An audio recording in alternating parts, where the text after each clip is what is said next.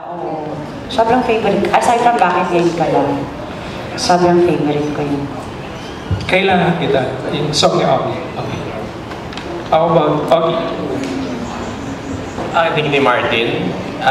You know, when I was in high school. No, this is true. Gusto ko yun. I was in elementary. High school naman eh. High school naman eh. I was third year high school, and I had your the gift, the best gift, sorry, and that would play on my car the whole time. Kasi yun lang yung cassette ko. Can you sing a few lines? How can things go wrong when you're here with me? All the time and space would stop for you and me. And I would imagine that I was Martin Rivera at that time. Talaga, I was aping him in my car, and so I looked like a nape. Then, really, I'm a huge fan. So, being side by side with him is an honor and a dream come true for me. He probably doesn't know it. First I heard of it. So that's one song that I thought you liked Gary. Of course, I like Gary. No, I mean I saw it like when you guys do when you and Jano and the Sunday show. He's like Jano's the Martin guy and you're the Gary guy. No, kasi so I'm touched. Kasi Jano is he's more of a baritone, right? So yes. So he's like you and Gary have the same, and you're both Kundurana, right? Yeah. So we had keep the same school, but I'm still a balladeer. So you know, Martin, he has, and I'm not joking, bro. Really, bar none, you have the best voice, male voice I've ever heard. Thank you. In this room. No, no,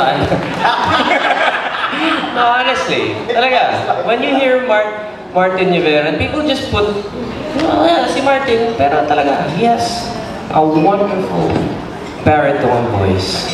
Bar none, talagang ang ganda ng boses. He just opens his mouth and there it is, it's magic. Sure. Pops, you mentioned kanina yung kailangan kita ni Augie.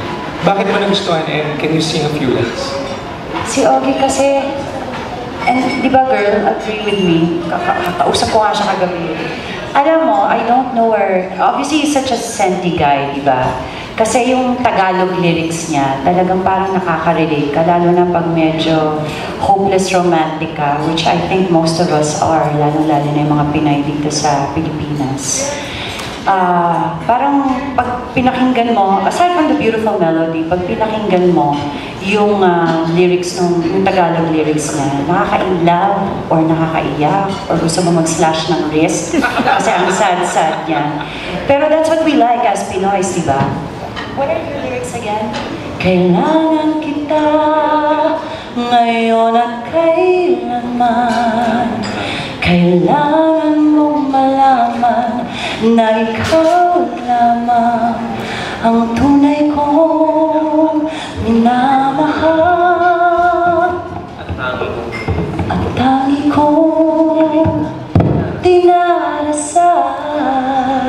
Diba? Ang ganda. About you, Regine, a song of Pops or Martin? Ako gusto ko rin yung I like one of the songs na gusto ko na ni-record ni Pops yung Dito. I like that. Thank you. Ako, ang dami kong gustong kanta sa ang dami kong gustong kanta na Regine, may problema ako. Hindi ko maabot.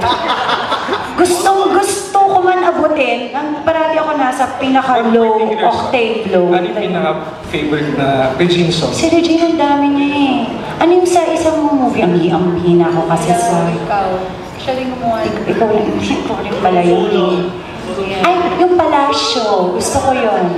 Darahin kita sa aking palasyo. Eh, hanggang dun lang ako. Pag tumaas na, iba na ako makanta. Hindi ko na kaya. Si Pops yun, gusto ko yung Dito. Tsaka yung, I remember yun. Say goodnight. I wrote that. I knew that, yeah. And then with Martin, I've always liked, which I recorded, yung, ano nga yun?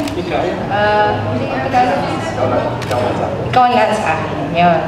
Tapos yung How Can I, hindi ko pa nare-record. Nare-record ko yun. Regine can sing any song, anything. Hindi naman. I actually have a complaint Why? in relation to your question. My complaint is every time Regine sings your song, it always sounds better.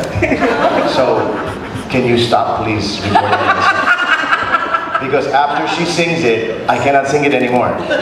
Like for instance, Ikaw Malat Sa Akin. Her sister only knows her version. She doesn't know that she knows, yeah, Martin did it. But when Regine does your song, it becomes her song. So, please, stop it. Because I can't sing. We did a show together, Regine and I, it's a true story. Let's exchange songs. So I sang, narito ako. She sang Ikaw Malat Sa Akin. She had a standing ovation. I forgot the words.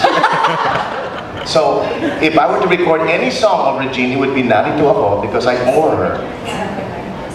But is that really her song? Oh my God! That was Maricruz Bermont. You're such a Google. Maricruz Bermont was there last night in the wedding and she sang that song. But Regine, for me, she can sing the phone book backwards, forwards. Jackson. It's true. And then Augie naman, when I was in elementary school.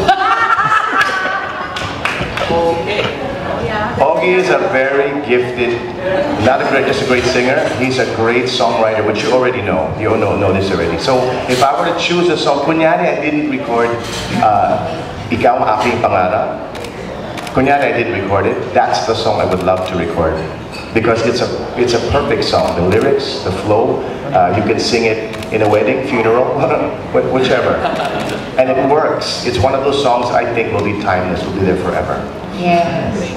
Ako yung sa asawa ko, kasi claim to fame ko ngayon, lahat ng mga sinusulat niya para sa akin eh. Diba?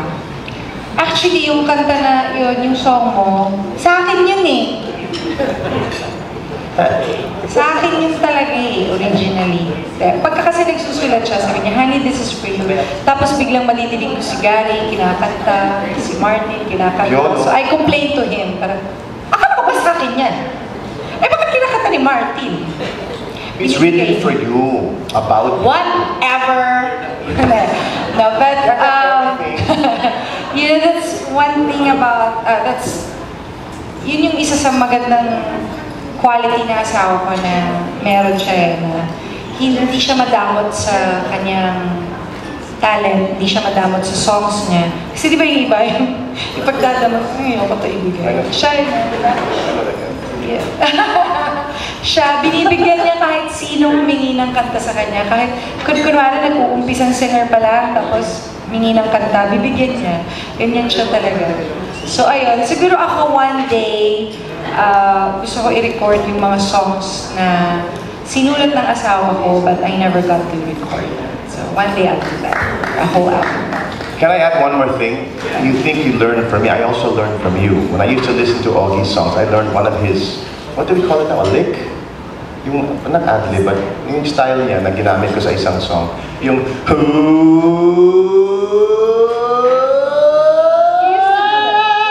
but I learned it from him. Yeah, you used to. You were not in love with him yet. I was already in love with him. Wow. Where did you do that? It's called a song called Can't Let Go. Anyway, it was not a big hit. But anyway, I did learn from him as well. And every song he writes doesn't sound like the one he wrote before. Ang hirap yun, ah. It takes a genius to do that. Can I say what my favorite song is? Yeah. That you wrote? I'll Be There For You, because those are for the kids. I think that's a sweet song. It's not a joke, it's for real. Dapat You Are My Song, but I know it's not for me. So I'll be there for you. But unfortunately, yeah. One of the most painful songs I ever wrote. Look for it, because I never sing it. I only sang it once, and I swore to God I would never sing it again. I wrote it. You don't even know the story. I wrote a song. I received my papers. You know, my walking papers. You know this, right? Picture this. I'm in my empty apartment. No furniture. Someone knocks on the door and says, "Hi, are you Martin Rivera?" I said, "Duh." No, I said, "Yeah, I am." Just in boxer shorts, no shirt, nothing. And my hair bagong gising pa. Then the guy gives me these papers and goes like this to me. I don't know why. Why did they have to touch you? You know that? They Yeah, give you the that's paper. it's Like you've been served? Someone, yeah, served. Yeah. So he hits me like that, and I know go, that. I take the papers. How come you know? Okay, never mind. So I take the paper, I take this very thick stack of papers, I take it and then I slap the guy, thank you. Sabi ko, and then I slapped him back and I looked at the papers and then, wait, I'm getting there. So I sat down and then I looked at the papers and then I was in shock. So my manager at the time, Georgie Dinkong, comes to the apartment, says, are you okay? I said, can you pass me my yellow pad? And I wrote a song. It's called Before You Say Goodbye.